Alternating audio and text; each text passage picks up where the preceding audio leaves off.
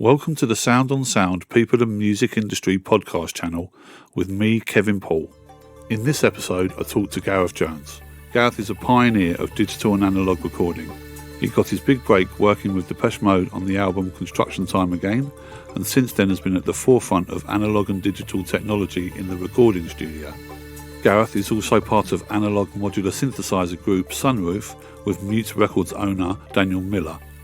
After initial training at the BBC in the late 70s, he started his journey at Pathway Studios in London and helped build the Garden Studio in Shoreditch. In the early 80s, he moved to Berlin for 10 years and worked at the legendary Hansa Studio. His work goes all the way back to 1980 and includes artists such as Fad Gadget, Depeche Mode, Wire, Nick Cave and the Bad Seeds and Erasure. More recently, he's worked with Stubbleman, The Leisure Society, Spiritual Friendship and Jan Tiersen. It's fair to say that I could fill the entire podcast just mentioning the names of the artists he's worked with. Gareth is a pioneer in the use of digital equipment and combines this with analogue recording techniques and his love of synthesizers. Gareth, welcome to MixBus. Thanks for having me here. How are you? Thanks, Kevin. It's really nice to welcome you back to my little shed in Shoreditch after too many years. It's great to see you. I'm really well and delighted to be a part of your podcast. Thank you. Yeah, it's been a long time. Hasn't changed much, if I'm honest. Was it decorated with Jamie's work last time, or has it always been... No, this is an artist called Ben. I love Jamie Reed's artwork, and I got kind of quite inspired by it when I moved here first in the 90s. Yeah. Because in the Studio One, in the Neve Room, it's like a Bedouin tent in there. Yes. Have you been in the Neve Room here? Not recently, it's super, but a long time ago. It's gorgeous. It's like lined with silks. It looks like silks. I thought, oh, that's nice. I don't have to have a grey or a brown studio. I could have colours. Yeah. But I couldn't afford Jamie Reed, and I met a lovely guy called Ben, and I commissioned him to do these paintings that are on the wall. Yeah, it's very nice, very cosy, very relaxed. Trippy man. What drew you to the studio in the first place? Because you've dedicated yourself to recording. Your passion for recording is well known in the industry. Where did it all start? It started at school, I suppose. I mean, I got my love of recorded music from my dad. When I went into rock and roll, I felt I was being a bit of a rebel. Because, my dad was a school teacher and I should have been a doctor or a lawyer or something. Right. Okay. And but many years later, I thought, the old man's hobby was like listening to his records. And he really loved it. He built a little speaker that went in like a bass reflex cabinet that went across the corner of the living room. And he mucked about with his hi-fi. He had an old Rogers Valve hi-fi.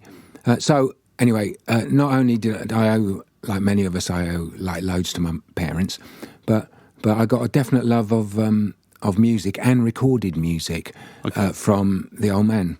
So, and then somehow, when I was at school, I did all the usual things that you do at school, I suppose. Bunked off and Anyway, but I like my music lessons. I liked sound effects. I played around with tape recorders, so I started editing and recording, and then I bought a beautiful. Sadly, I don't have it anymore. I bought a Ferrograph Series 4, like a tube based mono tape recorder from some money I made picking fruit in the summer. For some reason, I mean, I was only a kid. I don't know why I bought it, but I felt that I needed to have a tape recorder. And then I started recording my friends at school. I think the mic, was like total. I think it was a crystal mic, like a real dodgy mic. I found that super powerful once I realised you could actually cut the tape. Okay. I don't think I was doing like the creative musical edits, but because I wasn't that on it. But I was doing, cutting a bit of music and then cutting it into a sound effect and then cutting it into a bit of speech. Oh, okay. And this was like super early sort of radio editing almost. Kind of vibe, yeah. Like we made, and I made some things like little radio dramas, I suppose they might be. I made a few brilliant. Weird little recordings with mates. Yeah. I mean, a lot of my discovery of music and love of music and enjoyment of music has been through recorded music. From being a student and listening to headphones through the night when I should have been asleep so I could get to lectures early in the morning. Yeah, sure. And, so making records is is a response to that. I'm actually making stuff that's been very musically important to my journey. Some people come to music by playing in a band or loving gigs or in the classical world just giving great concerts. But my vibe is I've always loved it, like a couple of speakers or a set of headphones. Yeah, and you've always, as long as I've known you, you've always pushed the envelope with your recording. I mean, you've told me many times about your time with Depeche Mode, for instance, where you were recording on balconies, recording drum sounds just from the streets, or putting something in a bin and recording the sound of something going into the bin, and you've got a microphone there recording that, and then trying to do something with it on the other end. Is that just something that you just thought, I'm just going to have a go at that? No, I basically didn't know what I was doing. That's why it seems like we were being adventurous, right? Because I didn't know how to do it properly. So I'm kind of got a very basic training, as you mentioned, at the BBC, right? Okay. Which was hugely valuable at the time, but it was super basic. But I never had the pleasure of being an assistant in a great studio, okay, where you get the opportunity to work with masters of the art, yes. Both musical geniuses, men and women, and back in the 70s, mostly production and engineering geniuses, and mostly men back then. But I was kind of a bit thrown in the deep end at Pathway. Happily for me, a guy gave me a break. Mike Finesilver, who owned the studio, gave me a break. I was looking for a job in a studio. Okay. And he gave me a break. And then I was thrown into, do it myself. So a lot of learning by doing. And a lot of learning actually from musicians who said, I want to do this, or how about we try this, or something. So I was always, because I didn't know, there's some hugely creative friends and colleagues who came up as assistants as well, of course. But I kind of feel, because I didn't know what I was doing, I was happy to try anything. And obviously, from trying anything, you were responsible for creating some incredibly influential records. Some things worked. Even on a big record, the experiments you try that fail that are not suitable, they don't appear. Sure. Of course they don't. But actually, I don't think there's any failure involved in making art. The thing is to actually do it, and then as you always learn, don't you? You learn if it works, or you learn if you don't work.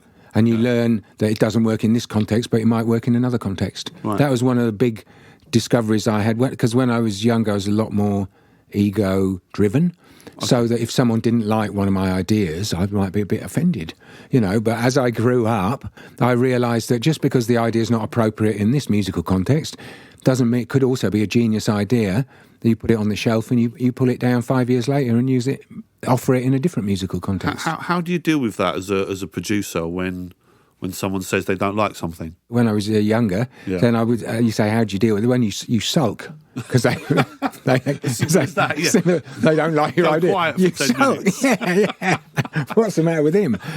But I think as you broaden your horizons, we know, don't we? Especially, there's a very clear aspect of this in mixing. A lot of my commission work now is mixing. Sure. What's important in mixing is that the client likes the mix. I got a very broad palette, like we all have. There's a million things we can do. There's a million ways of getting to a good mix, and everyone gets there in their own way. Yes. But the point is, it doesn't matter if I like the mix or not. Right. What matters is that the person I'm making the mix for, and it is a kind of a humble job in many ways, that what matters is that they should be delighted.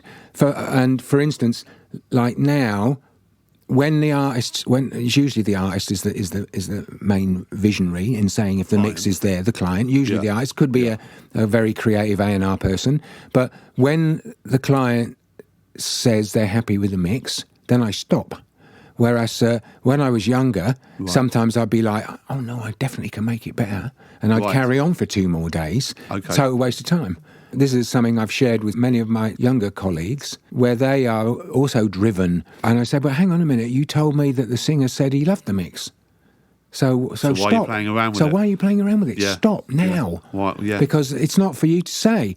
You have to put a lot of ego aside in great group work anyway. I don't think this is limited to music, probably. No. Well, probably art in general. Probably, really. It could be. Whether you're making a film. It could be. Probably in many in football even, Sure, you know. yeah.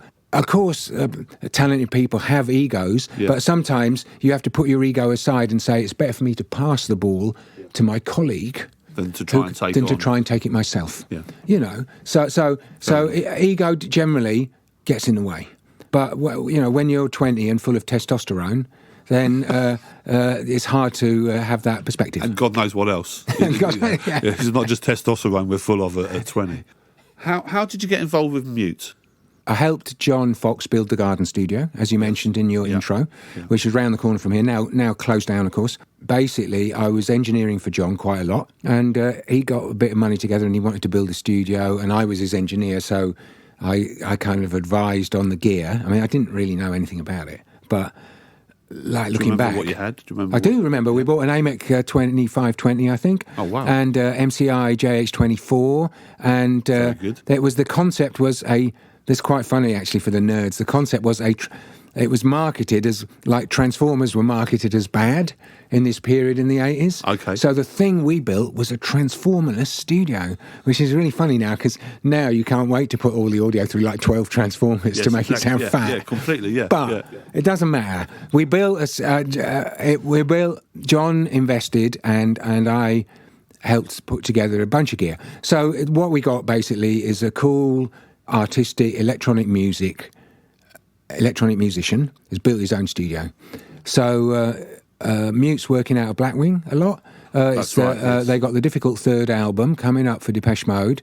They are looking for another studio to work in. Just for, not that they fell out with Eric and John, but they just wanted a change. They felt they needed some kind of change. They didn't know what.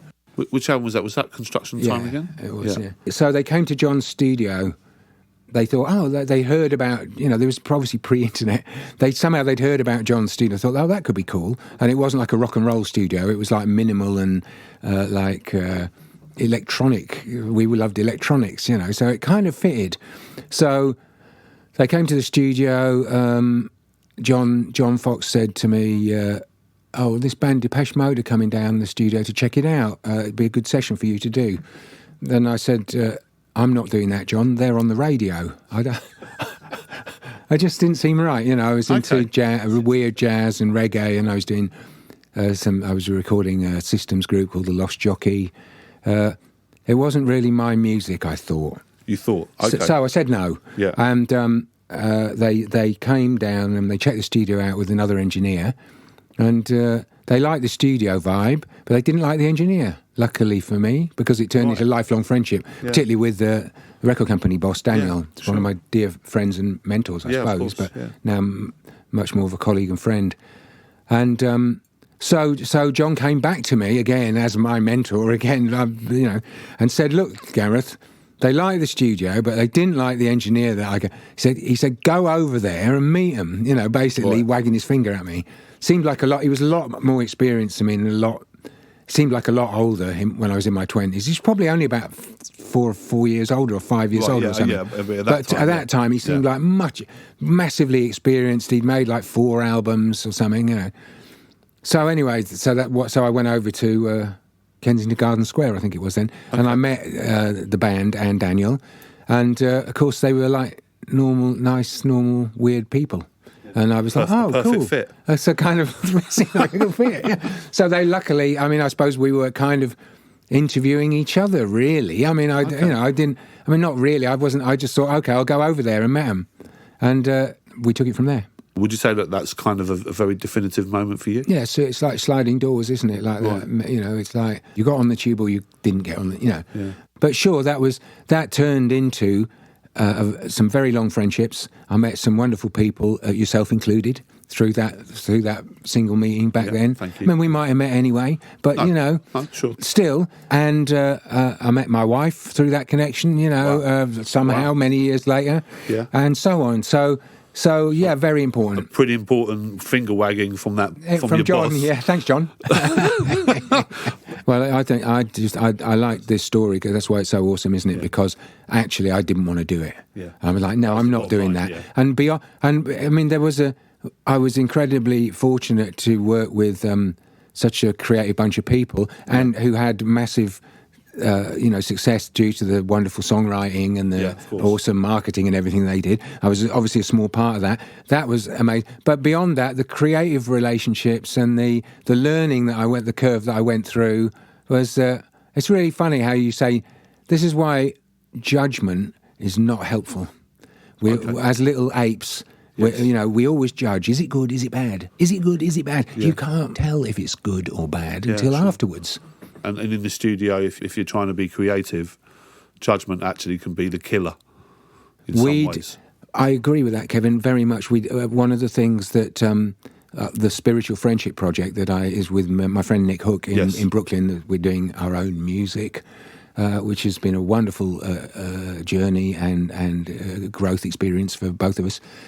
One of the early things that we hit on with that record was no judgment.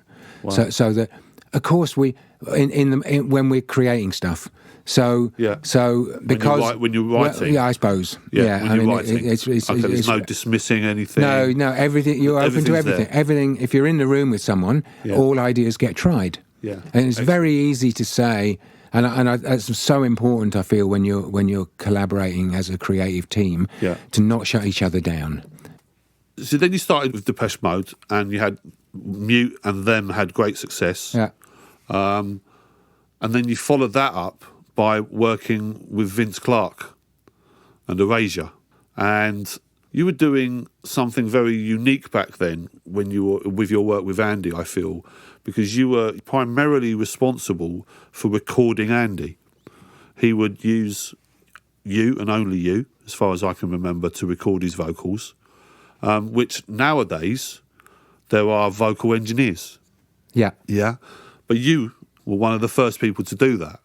That came about, I met Vince and Andy through Dimanda Gallas, actually. She was kind enough to mention to Andy that she felt that I had some understanding of recording voice. And really, I'm not even sure it was about the actual recording. I feel it was about giving the vocalists the space to express themselves.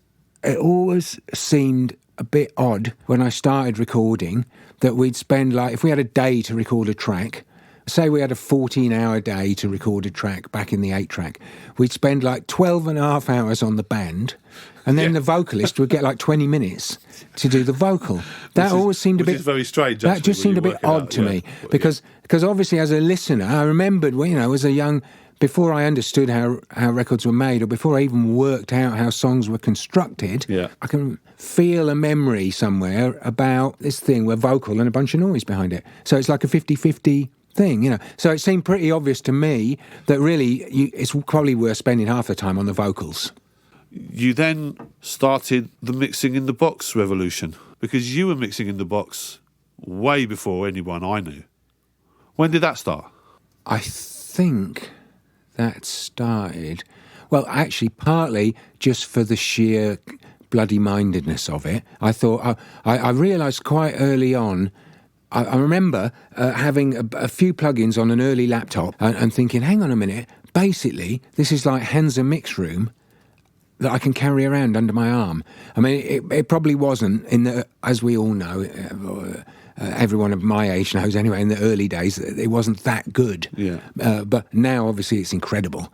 Yeah. But in the early days, it wasn't that good. But still, I had this idea. I thought, oh, wait a minute. I got 2 space echoes. I got 3 reverbs. I got 4 compressors, and suddenly it seemed like I'd almost got the whole outboard rack of the Hansa Mix Room in my laptop. So I thought I'd try and do some work like that. Right. And there was probably a budget-driven thing as well at some stage. Okay. I probably got offered to do something, but when I didn't have a studio to mix in, and there was no budget really, and someone said, can you help? And I thought, right, I'll try it on my laptop. Okay. In the same way that I've tried doing a bit of work on the iPad for same vibe, where I've gone, I've been on holiday in Greece. I thought, okay, I'll do this remix on the iPad. Interesting. And just for the sheer fun of it, really, I suppose, just mucking about. I think that is quite fair to say that you were one of the very first people mixing solely in the digital domain. So I was very interested in computers all the way down, so that when and actually back to Erasure for a moment, because I was lucky enough to make a bit of royalties off with Vince and Andy. I invested most of that money in the early digital computing Macs. I had an SE30 with a DigiDesign sound card, and then a 4-channel sound card in my Mac 2 FX, whatever it was. This is all super vintage Macs, right? Yeah, they cost a lot of money. Yes, they did. Cost Yes, a lot of thousands and thousands. Unbelievable. Yeah, but it was super fun, and it was a great learning curve. And now it doesn't really matter. But I had a instinct that, because there were a number of ways it might go. There was a standalone system called Radar. There was a standalone digital recorder, was quite good, and I never was that interested in that.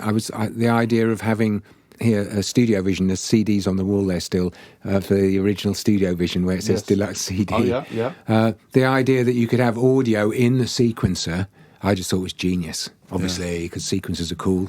Yeah, because we were quite lucky. We grew up in that evolution. We were alive when that evolution took place. Yeah, and. Yeah, it had its moments. I mean, the computer would fall over on a regular basis. Sure, it's super challenging. First of all, it was 4 tracks of audio, then it was 8 tracks. Originally, it was stereo, wasn't it? Stereo editing rather than anything else. Yeah. With sound tools.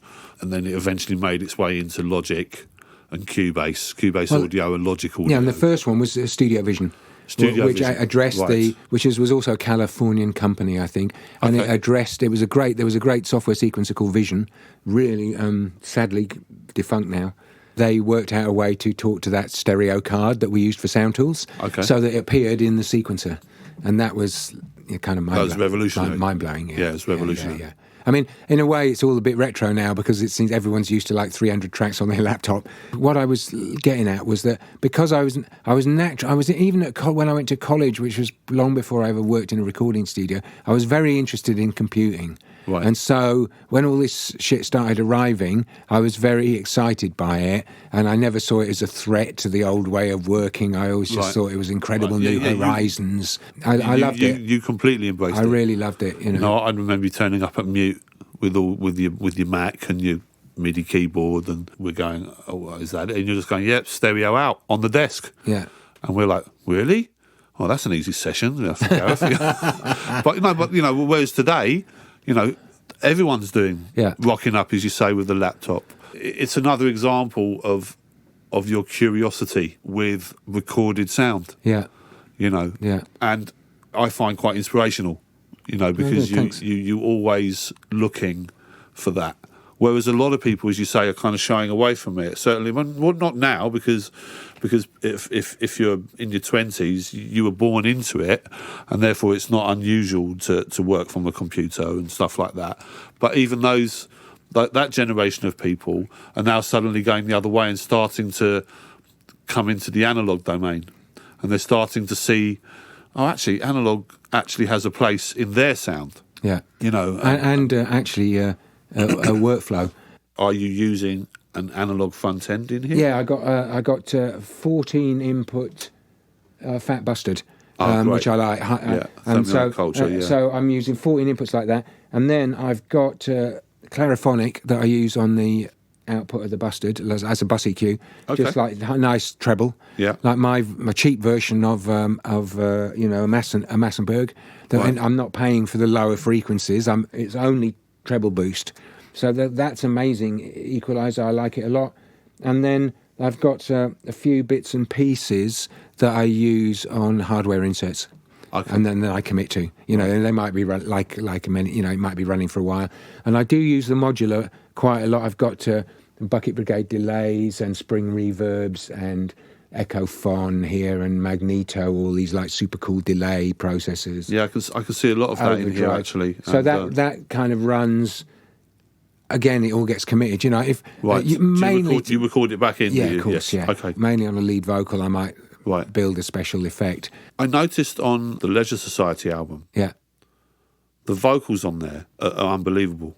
I mean, the singer's obviously a fantastic singer. Yeah, they delivered great. They did deliver great vocals. Yeah. And that's an example, actually, where I very much enjoyed, and it's always a bit of a gamble at first, because before you start working with people, you build an effect, and it's another thing where you have to not judge, otherwise you'll never commit, and also then you have to not be ego bound because you have to be ready for them to say, "Oh, I don't like that."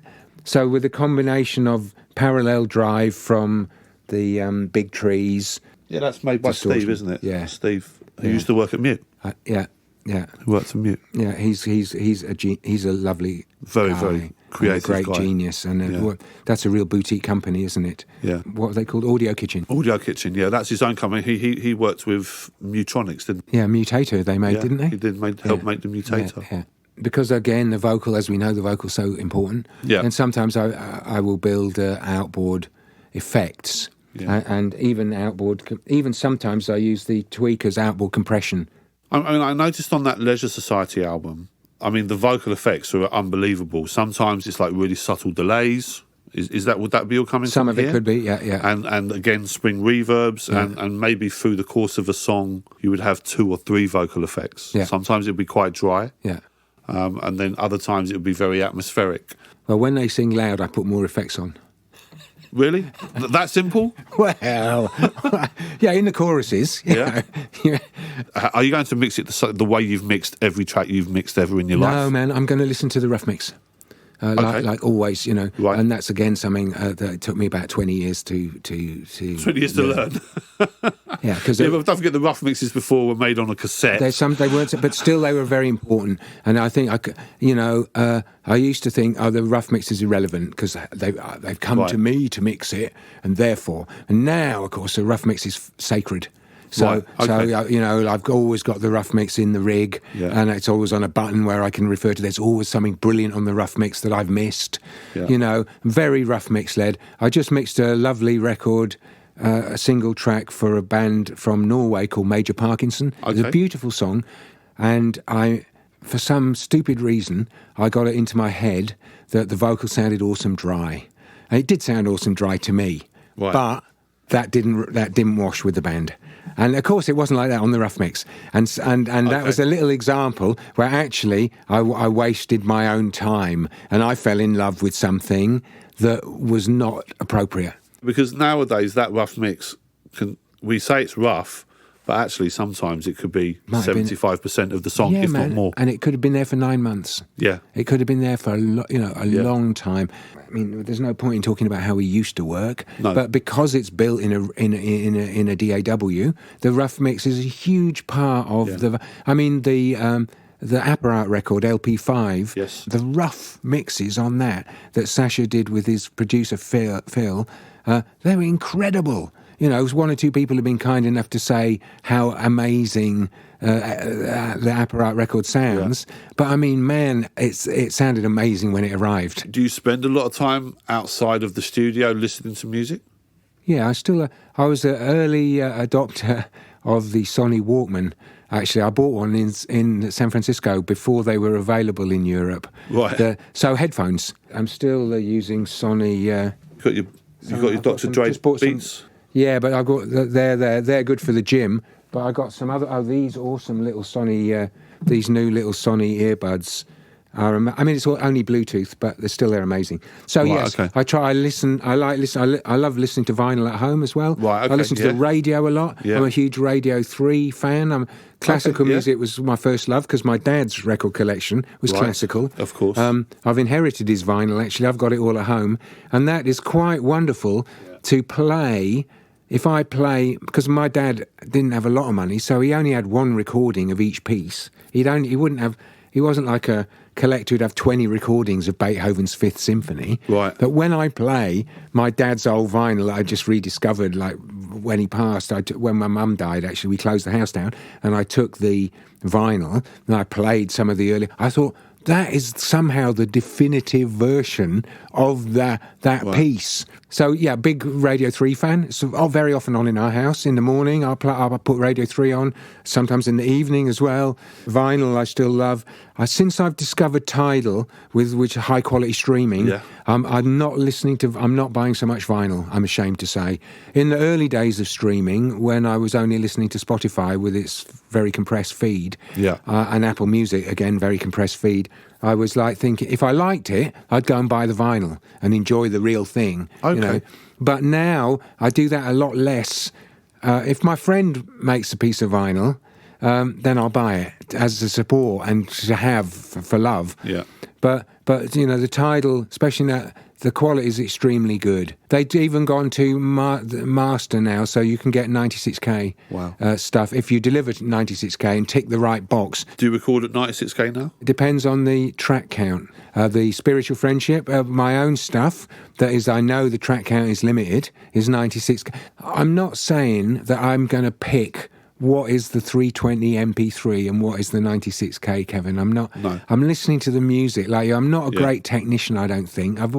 So I'm not trying to pretend that I find the one awesome and the other completely crap. Yeah. But I have noticed a little bit, I feel, archiving analog, or any time the stuff goes analog, if you can bring it back in 96K, I think that's respectful for the future. Sure. It's like a high-quality archive, multi-track. I'm not going to archive that at 44, you know, because it just seems rude.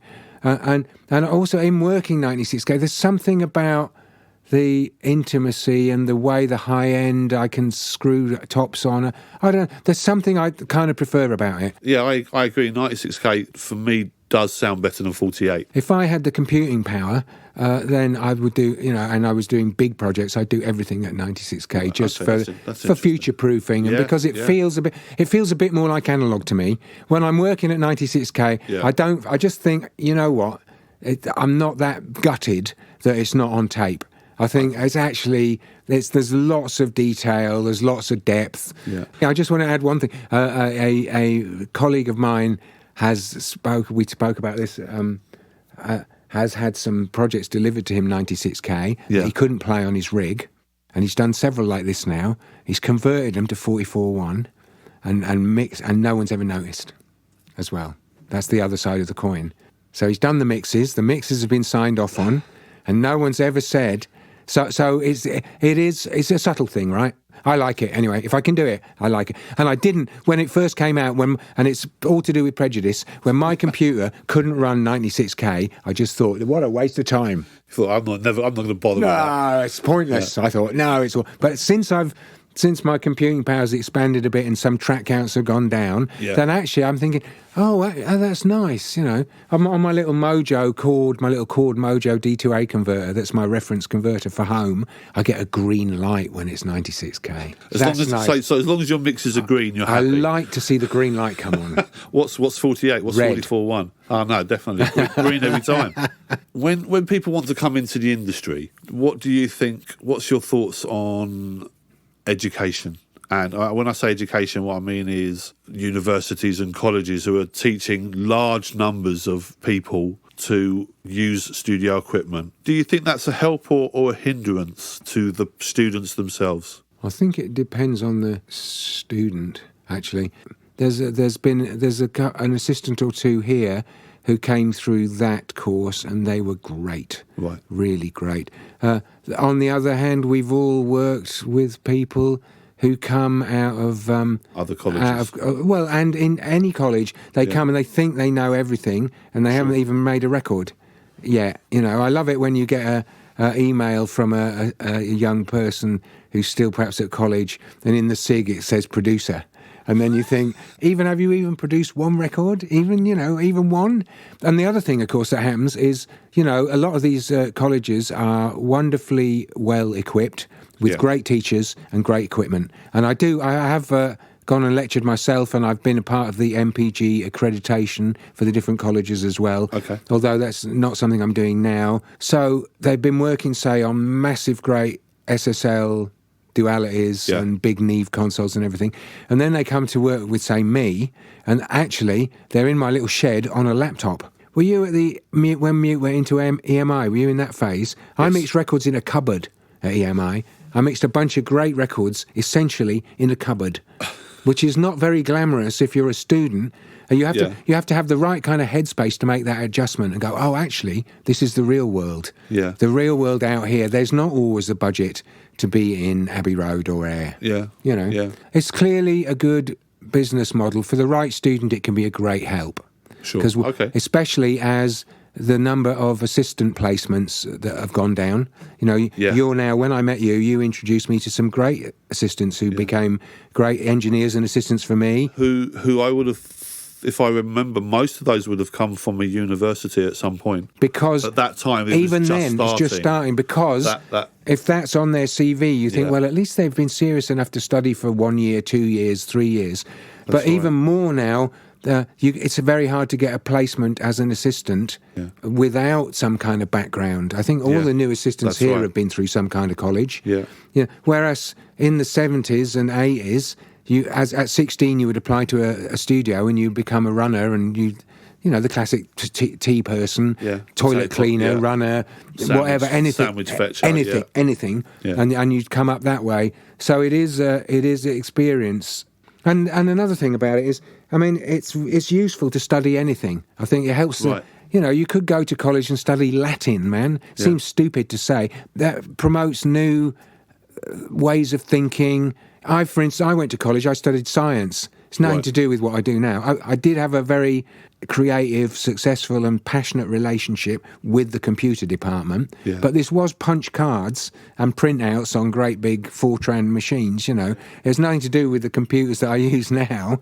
So the courses are valuable as long as we realise there aren't the jobs to go with the courses, and as long as we realise there's a difference between the college and the industry. When I started working in little studios, it was basically punk. So I wasn't a punk, actually. I was more like a psychedelic hippie guy. But the ethos of punk, this do-it-yourself thing, was really inspiring for me. So, because there was no question that you couldn't just do it. That was one of the things that I took from punk. You just have to step up and do it. And the other thing I wanted to add, actually, was our friend Bruce Gilbert from Wire has a wonderful phrase, beginner's luck. He has noticed over a very long, super creative career that if he comes to something that he doesn't know and interfaces with it, that first 10 minutes or 1 hour. Or that first day with the new pedal or something, when you don't really know what's happening. That and I think that's wonderful. And he still, I bumped into him recently, and he spoke about that in the context of some new device he'd recently purchased. Amazing. Not an expensive device. I can't remember what it was even, but he was like, I said, I really believe in this beginner's luck thing. You know, as I interface with it, isn't it good? You know, that's a great way to describe it. Actually, that innocence almost, that you don't know what you're doing, and you don't know how it's supposed to work, and yet you can. But, of course, you have to be able to get sound through it. And that's one of the things I remember. As you said, now it's pretty easy with an audio interface. You just basically put the track on input and sound comes out of the speaker.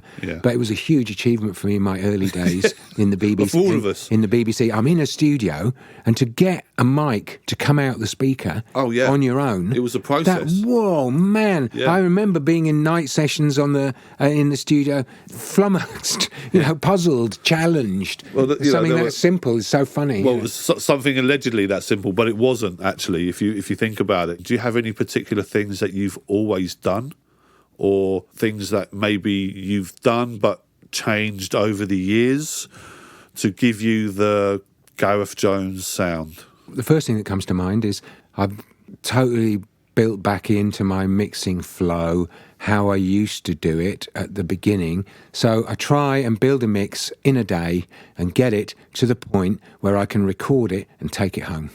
How long does it take you to do a mix, roughly? Well, I try to get it. It depends. It's so much about the prep, isn't it? Okay. If you get 300 tracks and it's chaos, you have to do some prep time. Or if you're lucky, you might be able to hire an assistant to do the prep for you. But I try and get a mix done. I try and get it up to a stage where everything's in and sounding all right. And then as soon as I get it to that point, I record it, I bounce it, whatever, print it actually, and then I go home. And then I play it in the morning and make some notes. Okay. So, which is what I used to do at the very beginning. So, in other words, once I've got it to that point where the whole song is in, which in an ideal world has happened in a day's work, then I take a break.